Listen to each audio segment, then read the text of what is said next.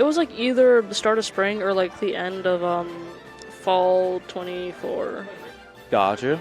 Like I think that's when I first saw him, but he has played Bowser Jr. since that point, and he has improved a lot with Junior. So yeah, I'd say his junior's like a little more has a little more confidence than his PT, especially since PTs, you have to learn 3 separate characters and like when to use them. So PT, I'd say is like a significantly. He's not a hard character to pick up, but you need to like be aware of him, if that makes sense. So let's see who Ofyburger picks as his character. Looks like it's going to be Terry. It's probably the Terry player from earlier in Collegiate Cruise that we saw. So possibly, yeah. I would assume that would be the case. If that's so, then this would be a very fun match to watch. But it looks like Ora is going Pokemon Trainer, perhaps? Yeah, I do know that Oro does want to put more time to Pokemon Trainer, and what better time to do that is when to test at your own college's land. Oh yeah. Especially since like you have very talented people from the Triad region coming from the, not only the Triad region, but just generally just different colleges throughout North Carolina. And here we go. I'm starting off with the PT Squirtle here. All right. Looking for those quick combos with Squirtle, as Squirtle does have interesting read of that air dodge right there into the back air for Squirtle. That was a very smart move from Oro right there. But Ofyburger trying to get those hits in with Terry. Goes for that kick. Yeah. Yeah, already putting that pressure on Oro just by being up close. Good little hit right there from side B. Indeed, as Oro gets his footing back. And whenever you see Terry like on the side of the ledge right there, jumping up and down, that means he's trying to hit you with his down air, which is a spike off of a ledge, and that would be very bad, especially for Squirtle, who has the worst recovery of the 3, in my opinion. Oh, definitely. Well, debatably. It's between Charizard and Squirtle. Yeah, Squirtle's is just a little bit worse. I think it just covers a little bit less distance, but Charizard is at least... Has armor. Yeah. And already getting that first stock with that combo into up B here as the Zard comes out. Yeah. Like, debating if Oro's going to stay Charizard or what he does. I kind of expected to switch back to Squirtle, but looks like Oro's looking for that quick kill. At this point, I'm not surprised that he goes for Charizard now, especially since Terry's at super high %. He's still at 0, so... Absolutely. I expect him to switch in right after Terry dies here. Ooh, 31 though. That get up into immediate Buster Wolf. Quite a bold move there by Offy. Trying to go for dash attack on the ground. Can't really get much out of that without being shielded. Does a good job holding that shield though into that combo from Terry. I'm pretty sure like if Oro gets one good up throw below one of those platforms, that would be the first stock from Offy. As he goes for the Power Geyser, that definitely would have caused him severe damage. There it is. As Oro barely survives that. Wow. Like, incredible. I know Charizard's heavy, but that must have required some insane DI to happen. Maybe. As he goes for the Seismic Toss. Terry's going to live that, too.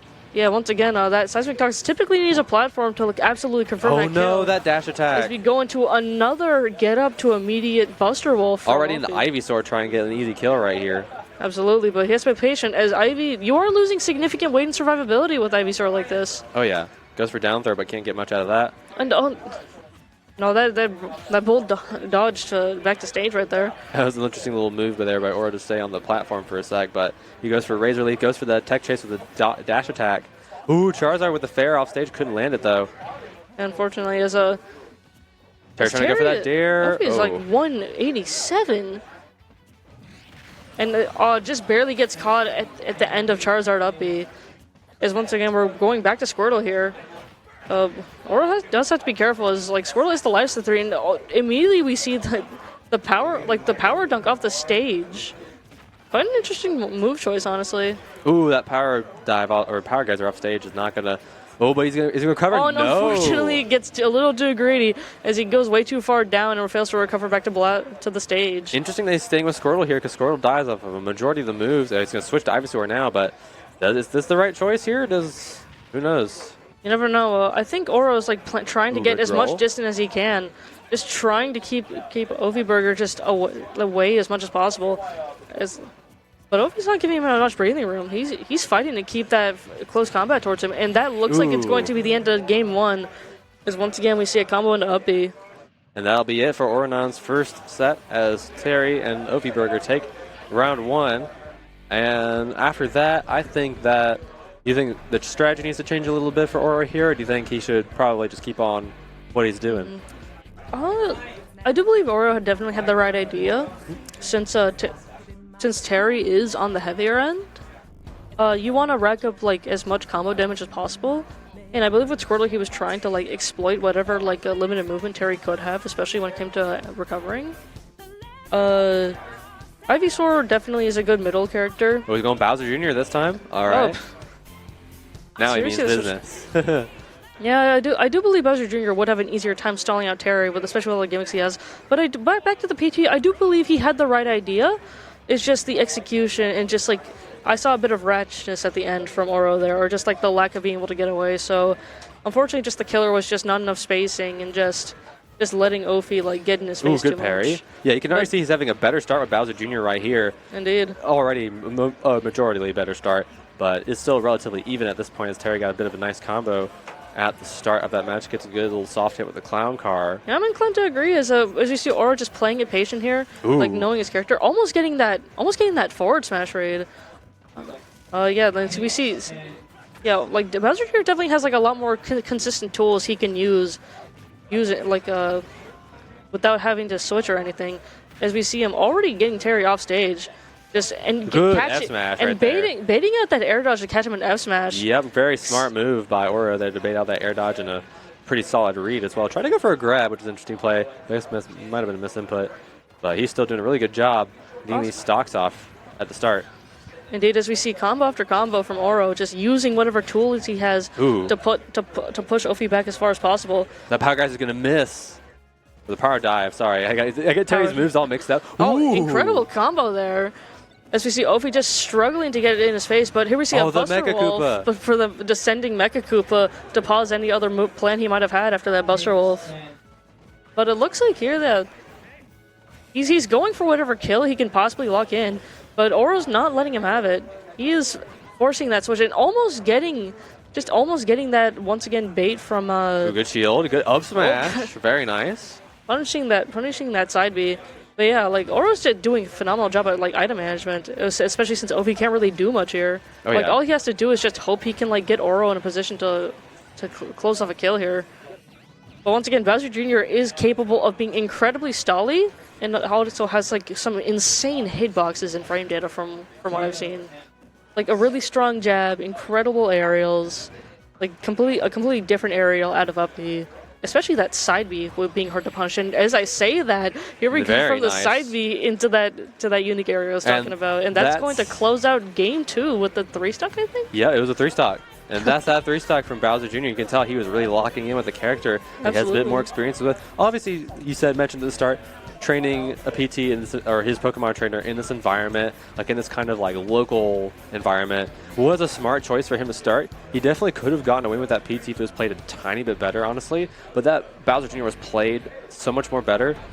And I'm thinking if we see a character change, we could see a potential character change from Ofyburger here, unless he sticks with Terry. Let's go Lucina. Lucina. All right, resident Lucina main here. You have to judge. You have to judge this matchup. Roy? I don't know about all that. he picked Roy. That's so funny. He went Roy for the Koopaling.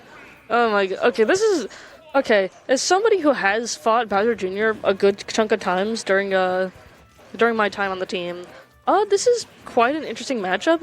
As Lucina is incredible at zoning out Bowser Jr.'s like offensive options. Oh yeah. Especially with like enough patience. Like she can shut down a lot of stuff with like shield up B out of shield as we saw there. Her insane up tilt and also her forward and down tilts as they both cover a good chunk of ground. However, when it comes to long distance, and including like that side B coming out, she has to respect those. Because, Lucina doesn't have projectiles or anything to deal with them, so she has no choice but to move as much as possible. Yeah. So she has to be incredibly selective, and she has to be generally incredibly selective about when she goes in and what move she picks. Ooh, that S-Match is going to take the first stock of this last set. Let's see if Oro can at least hang on, get another easy, quick stock to close out. Maybe this Lucina can get a good combo started here. Get some easy damage, because Lucina's damage is a lot more easily balanced than her counterpart, Marth, who is currently bottom 1 from what I remember, which is unfortunate. I don't know about bottom 1, but he is significantly downgraded. And right there, we already see stuff from Ophi going off. Yeah, we see.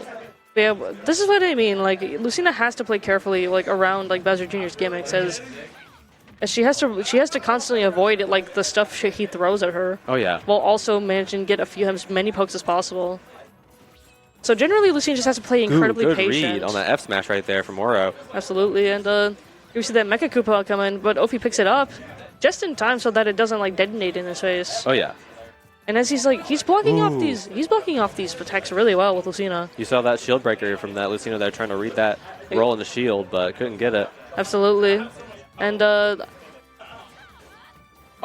that narrow one almost connected with the F slash almost connected at a narrow one, but unfortunately Oro was a little too high up for it to connect.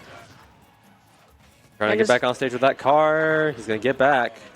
And I will say a significant thing about Lucina and her game that plan. late hit of that F smash. Unfortunate follow. Oh. And great catch with the back air there. Absolutely. But So then, let's see what Oro can do to close out this next stock and hopefully not lose. Oh, he's getting juggled though by that up air. great dodge at the end as I saw like an aerial dancing blade attempting to combo in there. But yeah, Ophi's playing this very well. At this point, he's figured out Oro's game plan. To up smash. And right there, we almost see a game-closing combo there, but just barely didn't kill in time, and unfortunately, he goes way too far out for that punish. I don't know what that Lucina was thinking there, going off stage like that. Probably trying to end off a kill and go drag down off the stage, but couldn't really get that. That was an attempt at fair, I believe. Because run-off fair is quite a common Lucina technique, especially for edge guarding, since she is incredibly good at it. Oh, I believe it. Yeah. Due to how much ground fair and air cover and especially the kill power behind back air. Or has to play it safe here. It gets that grab into down smash. Gets the car into nair. This game could go either way, as Lucina does have Ooh, and will that close it off? It does. Ofyburger moves on. Oronon goes to losers brackets. And that will close out this set. I'd say it's a pretty hot set. A lot of talent between both players, showing two different characters. I believe Lucina might be Ofyburger's main. That's my assumption now after seeing that gameplay. I feel like they're pretty well-rounded with both characters.